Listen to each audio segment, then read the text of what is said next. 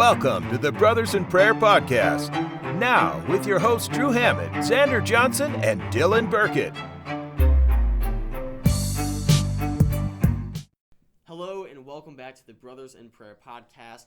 Merry Christmas, guys. It's a great day. My name is Drew Hammond. I'm Xander Johnson. And this is a very unique episode because we have my brother, Luke Hammond, on the show. He's a bit of a legend around here in the Brothers in Prayer community. He did more for the club than anyone can really even imagine. And so, Luke, just tell us a little bit about yourself. What's up, guys? I'm Luke Hammett, graduated from CBC last year, and during the COVID crisis, so we were the COVID class of 2020, and was really involved in Brothers in Prayer, as they said, and now I'm out in Santa Paula, California, at a tiny school called Thomas Aquinas College, studying theology and philosophy. Nice. Good stuff. So, guys, we're just going to jump right into the Christmas episode today. So, Advent is finally over. We're here. It's Christmas. So, before we kind of, start off, this episode with, the whole, Catholic Church around Christmas, I just want to ask a generic Christmas question, just kind of get the Christmas energy kind of going here. What's your favorite Christmas song? We'll just start there. Man, that's a tough question. My favorite Christmas song, I probably have to choose between two. Two are tied for first place. I got one by Francesca Betticelli called "You're Here," and she's probably my favorite all-time female artist, actually. And she's a Christian artist, and her song "You're Here" is a beautiful Christmas song. But it's also tied for first place with a song called "Lullaby" by Mercy Me, who is also one of my favorite artists, and was probably top two for me. Kind of took my my second one there. I was gonna say Lullaby. He showed me that song last year. I thought it was great. But another one, same Christmas album, was Joy by Mercy Me. I thought it was a great rendition of Joy to the World. That's one of my favorites for sure. I like Sleigh Ride, so something completely different from the whole Christian theme. So today we're gonna go right into the readings for today, which is John chapter 1 verses 1 through 18. And it's the prologue of John's Gospel. In the beginning was the Word, and the Word was with God, and the Word was God. All things came to be through Him. So it's the incarnation, right? It's the Christmas story. But it's really weird because when I was looking at these Gospels, I was like, well, why is it that they're putting the prologue of John's Gospel in here, and they're not putting Luke's Gospel that has the Christmas story, right? With Mary and Joseph going to Bethlehem, Jesus born in the manger.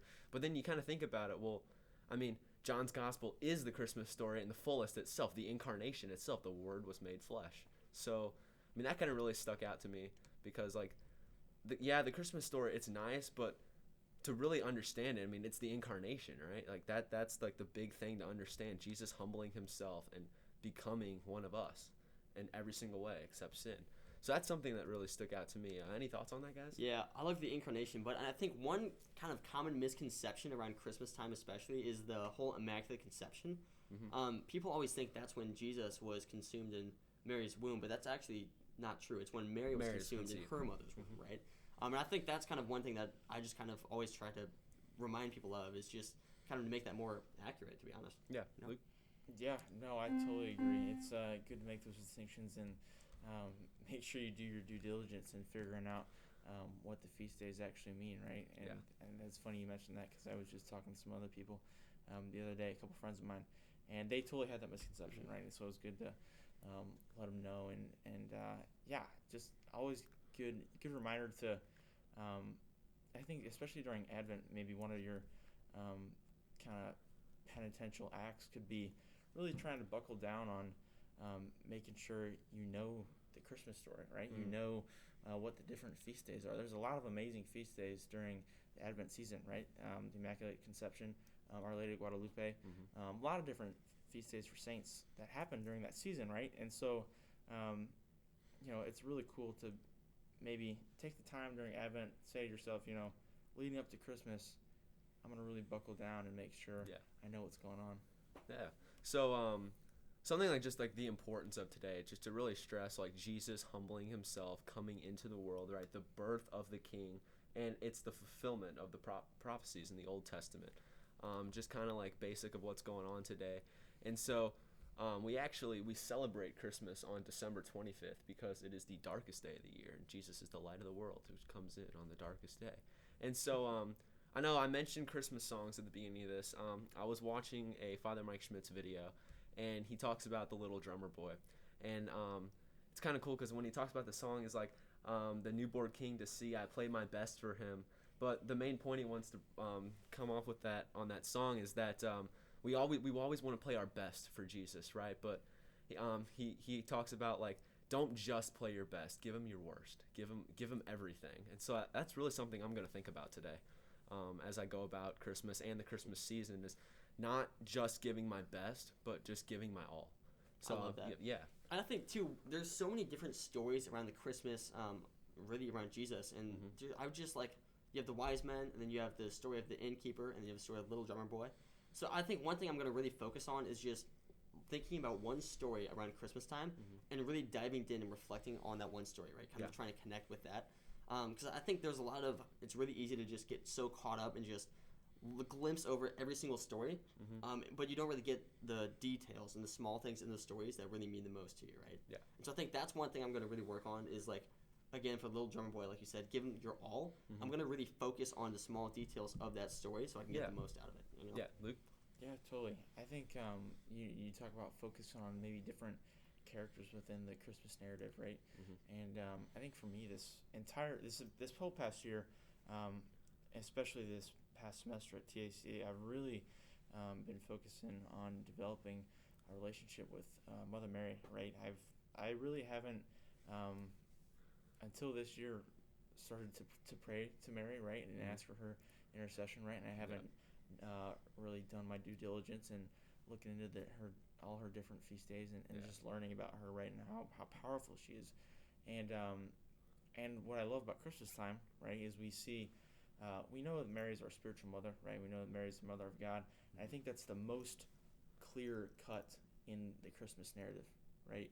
The Christmas story, because, you know, Jesus is a child, right? He's a baby, right? Now, obviously, you know that Mary is his mother all throughout the Gospels and everything, right? But you know, when you think of a mother, you think of a mother with a baby, right? And so that's so clear cut in the Christmas narrative, and so it's really been an amazing thing to be able to focus on that and to focus on how Mary holds us, right, the same way that she holds Jesus, right, in the Christmas story. And it's almost with like the devotion to Mary, devotion to Jesus through Mary. Yes. So it's all in that. Have you read the book, St. Louis de Montfort? Yeah. I haven't actually gone through his copy yet. I just was doing 33 days to. Yeah, we talked about it on the Lord. last podcast. Yeah, and it's amazing. I actually I brought the copy here with me. That's funny. I didn't know you guys were talking about it last week because I was gonna say, if you haven't done that yet, I did it this past semester with a couple guys. I got a little prayer group going at Thomas Aquinas College, and we all did that together, and it's been truly life changing. I mean, the amount of just new information that I learned, how deep I grew in my faith, and how deep I'm continuing to grow in my faith through my new devotion to Jesus through Mary. It's been truly life changing.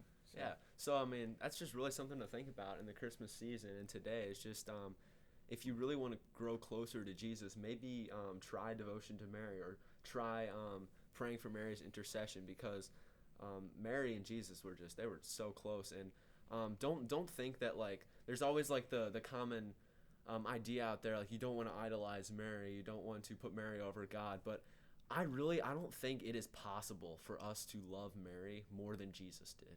No, it's like I've heard that. I don't think it's No, and when if you go through the 33 days of morning glory, Father Michael Gately explains all of that. Yeah. He goes through everything, every objection you could possibly have, every worry, every doubt. He covers all of it really, and so I think that would be one of the greatest gifts. One of the greatest gifts you could give to yourself, and to Jesus, right? To give to Jesus, you know. Give your whole self to Mary, so that she can help you give your whole self to Jesus. That would be one of the best things you could possibly do during any season, but especially the Christmas season. So that's especially nice too right now, because 33 days to morning glory is something you can do by yourself, right? It's kind of known as like a self-retreat, right? So you take the packet, you do it on your own time, but that devotion to Mary, they say, could have lifelong effects, right? Yes. So I think that's really, really something you should definitely think about. And so, kind of tying it back, I'm going to ask some generic Christmas questions now, to kind of get in the Christmas spirit again. even though we still are. Do you guys do anything like cool, like any family traditions around Christmas, or like anything? Yeah, we definitely do. I think we always celebrate typically with my dad's side of the family on Christmas Eve, and then my mom's side of the family on Christmas Day. Yeah. I think the past couple of years, before my grandma passed away, we would always have Christmas at her house. She's my dad's mom, and then now we've been having it at my dad's sister's house, so my aunt's house. We go over there, and it's awesome. You can see that whole side of the family. Yeah. And then the next day, we go over to my grandpa and my grandma's house on my mom's side of the family, and it's really awesome. It's been that way ever since, I guess, me and Drew can remember, really. Yeah. And those would probably be the two biggest things. That's amazing. Mind. Maybe starting some new traditions too. After Thanksgiving dinner this year, we took a carriage ride through Tillis Park to watch Christmas lights. Right? Yeah. We'd never done that before, and so that was really cool. Kind of something new we're kind of trying to do right now. So favorite Christmas movie? We'll go there. Elf. Elf. Sure. Okay. Yeah. So another family tradition we have is it's funny you bring that up. Every year, a couple weeks before Christmas, we'll go over to my aunt's house, and the entire family will watch Elf together, right? And so it's kind of like a family tradition we have. Yeah. It's it's a favorite Christmas movie. That's a tough one. I don't know.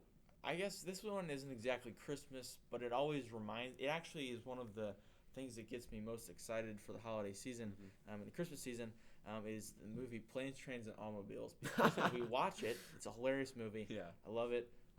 Make sure everybody's old enough to watch that movie. But it's not exactly a Christmas tradition, but more of a Thanksgiving tradition. Because usually on Thanksgiving night or the day after Thanksgiving, our whole family watches that movie together.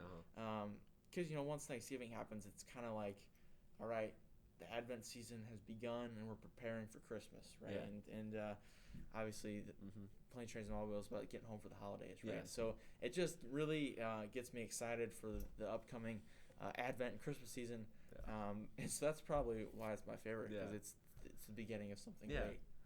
I'd say my favorite, it's a tie between It's a Wonderful Life and Christmas Vacation. Yeah, classic. One of those two. And so, any other thoughts before we wrap this up?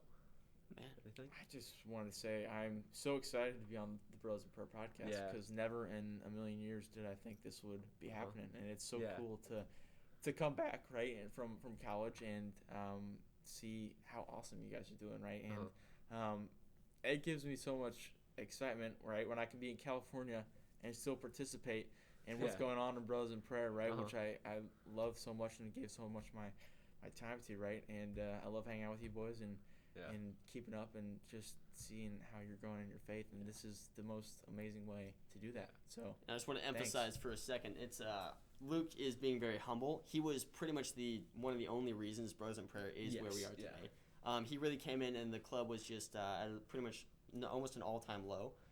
Very low, a few participants. We had record numbers last year. Literally, yeah. And so Luke came in, and I think we had close to 70 kids.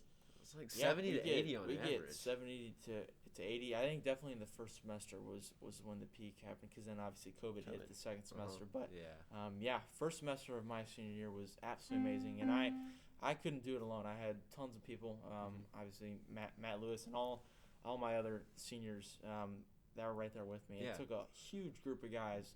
I think I was just maybe one of the guys crazy enough to bring the idea up, so everybody decided to tag along too. But I definitely I love Brothers in Prayer and so much, and everything you guys are doing, and you guys got some good looking apparel on right there. You guys got to keep coming out with the merchandise so you can support the boys always. And but yeah, so I love what you guys are doing. Keep up the great work, and just know that there's a bunch of alumni that are tuning in and always supporting you and praying for you.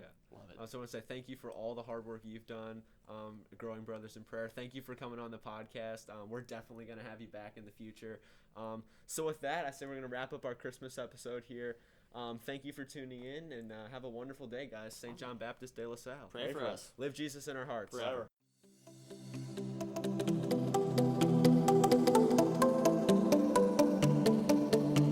Thanks for listening to the Brothers in Prayer podcast. Our producer is Peter Coco. Our creative director is Xander Johnson. And our media relations director is Drew Hammett. Tune in every Thursday for more.